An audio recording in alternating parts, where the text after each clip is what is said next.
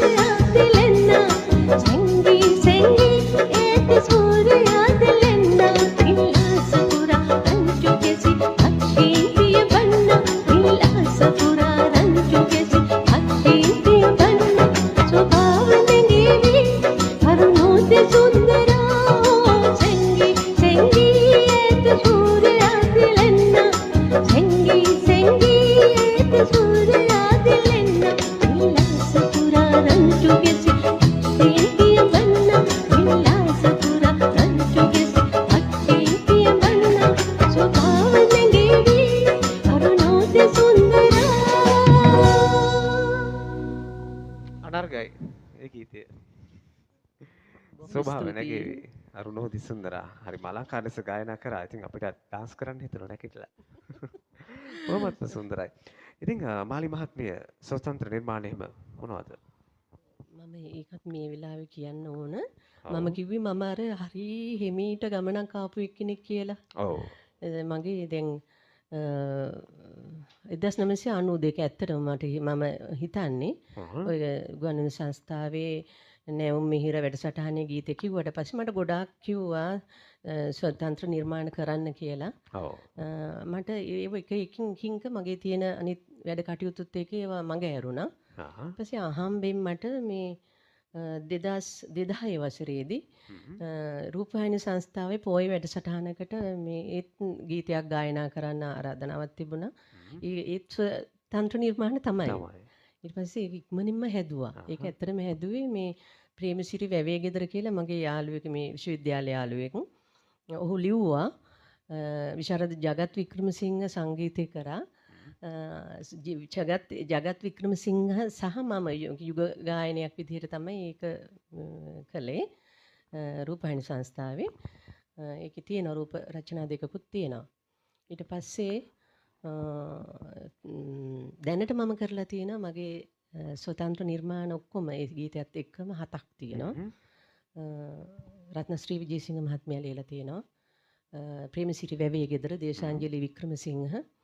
ඒකට ගොඩක් ගීතවලට සංගීතය සැපයුණන් ජගත් වික්‍රමසිංහ. නාලක අංජන කුමාර ගීත දෙකක් කරලා තියෙනවා. ඔක්කොම 7ක් තියෙනවා. දැන් මම හිතාගෙන දැන් මගේ විවේකී කාලෙනේ තියෙන්නේ. දැන් මම අර විවෘත පැත්තට යනවා. මේ ඉදිරියේ තියෙන මේ කටයුතු ටික තමයි මට. ඒ සින්දේවට දැන් ඉතින් අර අපිට දැන් ගොඩක් දේවල් තියෙනවානේ අපේ මේ platform තියෙනවනේ. එතකොට